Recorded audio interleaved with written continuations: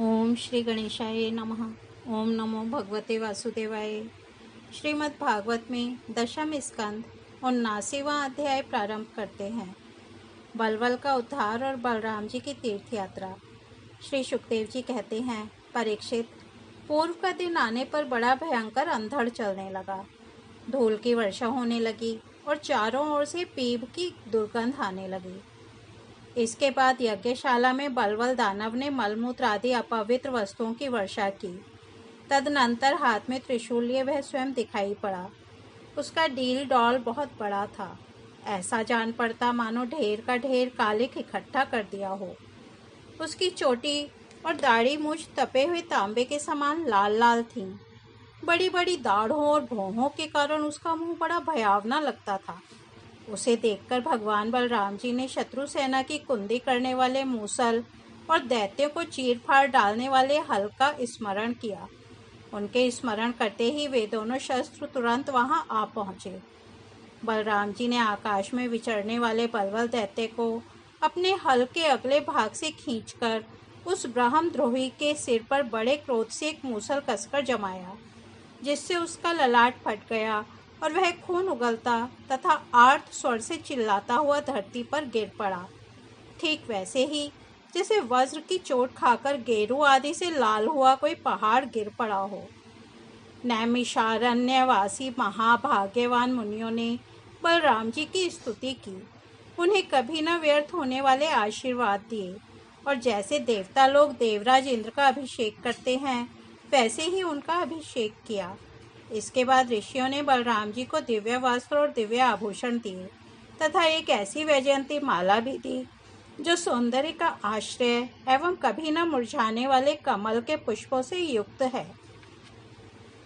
तदनंतर नैमिषारण्यवासी ऋषियों से विदा होकर उनके आज्ञानुसार बलराम जी ब्राह्मणों के साथ कौशिकी नदी के तट पर आए।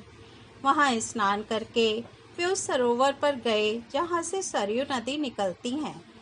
वहां से सरयू के किनारे किनारे चलने लगे, फिर उसे छोड़कर प्रयाग आए और वहां स्नान तथा देवता, ऋषि एवं पितरों का तर्पण करके वहां से पुलहाश्रम गए। वहां से गंडकी, गोमती तथा विपाशा नदियों में स्नान करके वे सोन नद के तट पर गए और वहां स्नान किया। इसके बाद गया में जाकर पितरों का वसुदेव जी के आज्ञानुसार पूजन यजन किया। फिर गंगा सागर संगम पर गए। वहां भी स्नान आदि तीर्थ कृत्यों से निवृत्त होकर महेंद्र पर्वत पर गए। वहां परशुराम जी का दर्शन और अभिवादन किया। तदनंतर सप्त, गोदावरी, वेणा, पंपा और भीमरथी आदि में स्नान करते हुए स्वामी कार्तिक का दर्शन करने गए तथा वहां से महादेव जी के निवास स्थान श्री शैल पर पहुंचे। इसके बाद भगवान बलराम ने द्रविड़ देश के परम पुण्यमय स्थान वेंकटाचल बालाजी का दर्शन किया और वहां से वे कामाक्षी, शिवकांची, विष्णु कांची होते हुए तथा श्रेष्ठ नदी कावेरी में स्नान करते हुए पुण्यमय श्री रंग क्षेत्र में पहुँचे। श्री रंग क्षेत्र में भगवान विष्णु सदा विराजमान रहते हैं।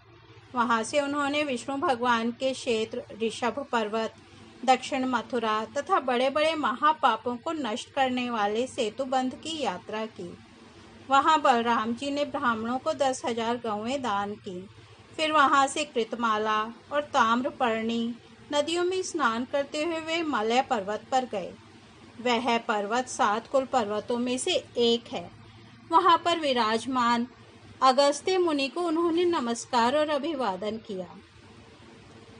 अगस्त्य जी से आशीर्वाद और अनुमति प्राप्त करके बलराम जी ने दक्षिण समुद्र की यात्रा की। वहां उन्होंने दुर्गा देवी का कन्याकुमारी के रूप में दर्शन किया। इसके बाद वे फाल्गुन तीर्थ अनंत शयन क्षेत्र में गए और वहां के सर्वश्रेष्ठ पंचाप सरस तीर्थ में स्नान किया। उस तीर्थ में सर्वदा विष्णु भगवान का सानिध्य रहता है। वहां बलराम जी ने 10,000 गौएं दान की।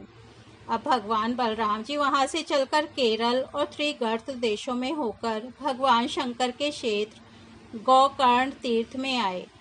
वहां सदा सर्वदा भगवान शंकर विराजमान रहते हैं। वहां से जल से घिरे द्वीप में निवास करने वाली आर्या देवी का दर्शन करने गए और फिर उस द्वीप से चलकर शूरपारक क्षेत्र की यात्रा की। इसके बाद तापी, पयोषणी और निर्विंध्या नदियों में स्नान करके वे दंडकारण्य में आए। वहां होकर वे नर्मदा जी के तट पर गए। परीक्षित, इस पवित्र नदी के तट पर ही महिष्मतीपुरी है। वहां मनु तीर्थ में स्नान करके वे फिर प्रभास क्षेत्र में चले आए। वहीं उन्होंने ब्राह्मणों से सुना कि कौरव और पांडवों के युद्ध में अधिकांश क्षत्रियों का संहार हो गया। उन्होंने ऐसा अनुभव किया कि अब पृथ्वी का बहुत सा भार उतर गया।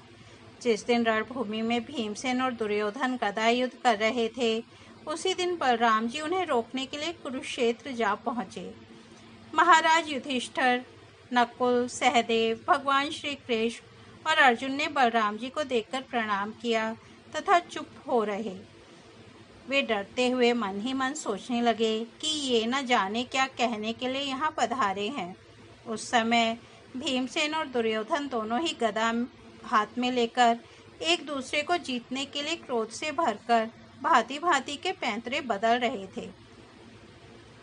उन्हें देखकर बलराम जी ने कहा, राजा दुर्योधन और भीमसेन, तुम दोनों वीर हो। तुम दोनों में बल पौरुष भी समान है। मैं ऐसा समझता हूँ कि भीमसेन में बल अधिक है और दुर्योधन ने गदा युद्ध में शिक्षा अधिक पाई है। इसलिए तुम लोगों जैसे समान बलशालियों में किसी एक की जय या पराजय नहीं होती दिखती। अतः तुम लोग व्यर्थ का युद्ध मत करो, अब इसे बंद कर दो। परीक्षित, बलराम जी की बात दोनों के लिए हितकर थी, परंतु उन दोनों का वैर भाव इतना दृढ़ मूल हो गया था कि उन्होंने बलराम जी की बात न मानी। वे एक दूसरे की कटुवाणी और दुर्व्यवहारों का स्मरण करके उन्मत्त से हो रहे थे। भगवान बलराम जी ने निश्चय किया कि इनका प्रारब्ध ऐसा ही है, इसलिए उसके संबंध में विशेष आग्रह न करके वे द्वारका लौट गए। द्वारका में उग्रसेन आदि गुरुजनों तथा अन्य संबंधियों ने बड़े प्रेम से आगे आकर उनका स्वागत किया। वहां से बलराम जी फिर नैमिषारण्य क्षेत्र में गए। वहां ऋषियों ने विरोध भाव से युद्ध आदि से निवृत्त बलराम जी के द्वारा बड़े प्रेम से सब प्रकार के यज्ञ कराए।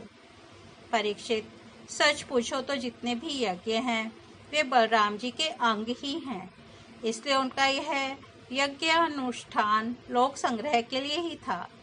सर्वसमर्थ भगवान बलराम ने उन ऋषियों को विशुद्ध तत्व ज्ञान का उपदेश किया, जिससे वे लोग इस संपूर्ण विश्व को अपने आप में और अपने आप को सारे विश्व में अनुभव करने लगे। इसके बाद बलराम जी ने अपनी पत्नी रेवती के साथ यज्ञांत स्नान किया और सुंदर सुंदर वस्त्र तथा आभूषण पहनकर अपने भाई बंधु तथा स्वजन संबंधियों के साथ इस प्रकार शोभायमान हुए जैसे अपनी चंद्रिका एवं नक्षत्रों के साथ चंद्रदेव होते हैं।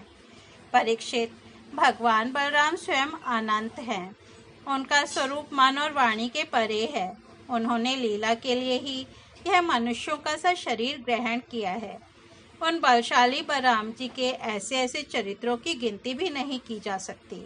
जो पुरुष अनंत, सर्वव्यापक, अद्भुत कर्मा भगवान बलराम जी के चरित्रों का सायं प्रातः स्मरण करता है, वह भगवान का अत्यंत प्रिय हो जाता है। इस तरह से श्रीमद् भागवत में दशम स्कंद 79वां अध्याय समाप्त होता है। कल हम 80वां अध्याय श्री कृष्ण के द्वारा सुदामा जी का स्वागत सुनेंगे। तब तक हम यही विराम देते हैं। हरि ओम तत्सत।